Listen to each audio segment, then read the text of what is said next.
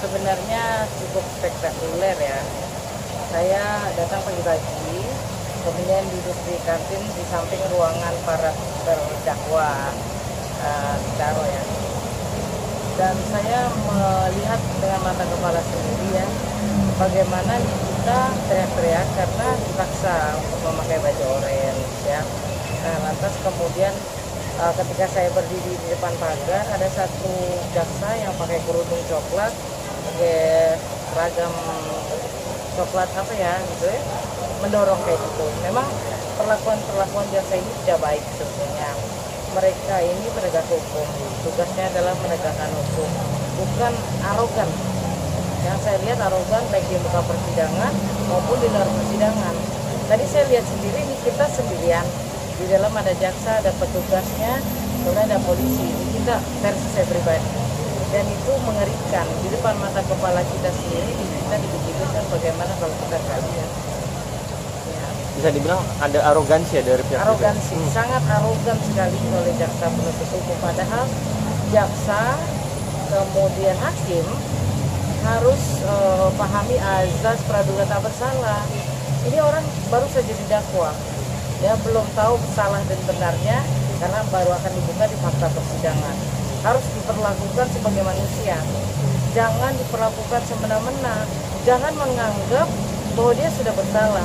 Dan saya melihatnya dianggap kita sudah bersalah oleh jaksa ini, memperlakukannya bahkan tidak layak gitu.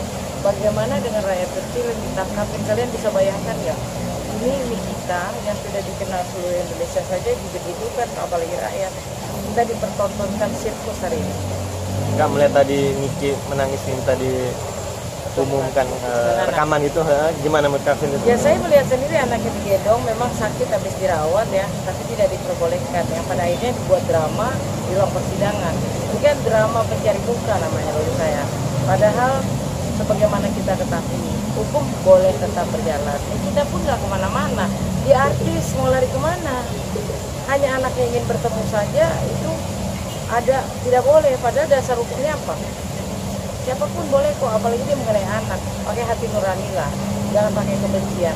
Kalau jaksa kemudian menempatkan kebencian, hukum tidak akan bisa ditegakkan sepenuhnya nanti. Saya pernah bertemu jaksa seperti itu. Akhirnya saya laporkan ke Komisi Kejaksaan. Jadi akhirnya kasihan juga si klien saya dihukum seumur hidup karena kebencian jaksa kepada saya, bukan menangani perkara dengan baik dan benar. Itu yang tidak boleh. Sebagai perempuan, praktisi hukum juga, sesama perempuan juga, Niki merasa kriminalisasi menurut Kakak gimana? Ya, kalau saya orang hukum berdasarkan dakwaan, berdasarkan pasal yang diterapkan. Pasal diterapkan 3 undang-undang ya. KUHP 369, UU ITE 27B ayat 2, kemudian UU TPPU pasal 3, 4, dan 5. Setelah saya mempelajari dakwaannya kan sebenarnya nggak nyambung nih antara pasal yang diterapkan dengan dakwaan, karena dakwaannya menyangkut kepada pasal 368 yang sudah diganti menjadi 369, yang pada akhirnya ketika saksi hadir kusut semua. Kalau bicara pasal 369 dan 27B ayat 2 ada ancaman pencemaran nama baik. Tapi saya tadi ngobrol juga sama pengacaranya RG ya, Pak, adakah barang bukti itu berupa rekaman yang beredar luas? Ya, beberapa bagian ada. Oke, berarti itu jadi pegangan saya. Dan tidak ada ancaman. Yang namanya ancaman itu kan peringatan, belum terjadi. Tapi yang beredar adalah bahwa dia meminta kita untuk menghentikan review produknya. Sudah terjadi, sudah direview.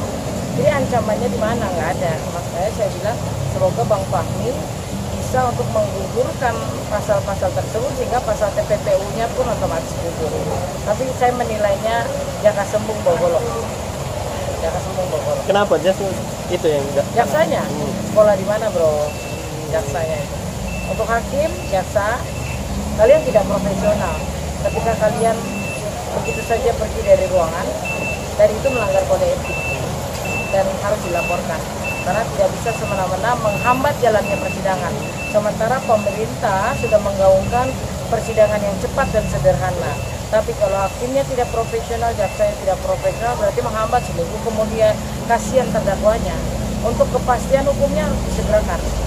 Gitu, makanya kadang-kadang kita melihat sidang sampai malam biar cepat. Tapi tiba-tiba jaksa walk out, hakim walk out, halo, sekolah di mana bro? Terakhir Kak, melihat kesaksian dari pihak JPU, dari Niki yang Kakak kemarin minggu lalu datang dan sekarang datang, melihatnya seperti apa Kak? Sudah Sampai sekarang sesuai nggak fakta? substantif sih. Pasal yang didakwakan kepada Nikita dengan para saksi yang dihadirkan ya nggak nyambung. Kenapa? Yang disangkakan, didakwakan adalah ancaman pencemaran nama baik dan membuka rahasia. Tapi saksi-saksi yang dihadirkan berbalik semua kan, meringankan kita justru. Tapi inilah dunia bro. Kadang-kadang kita nggak tahu saat diperiksa apakah saksi ini ditekan, apakah saksi ini dipaksa, kita nggak tahu. Tapi yang jelas yang dipakai sesuai dengan kuat 185 saksi yang disumpah di muka pengadilan, saksi yang memberikan pernyataan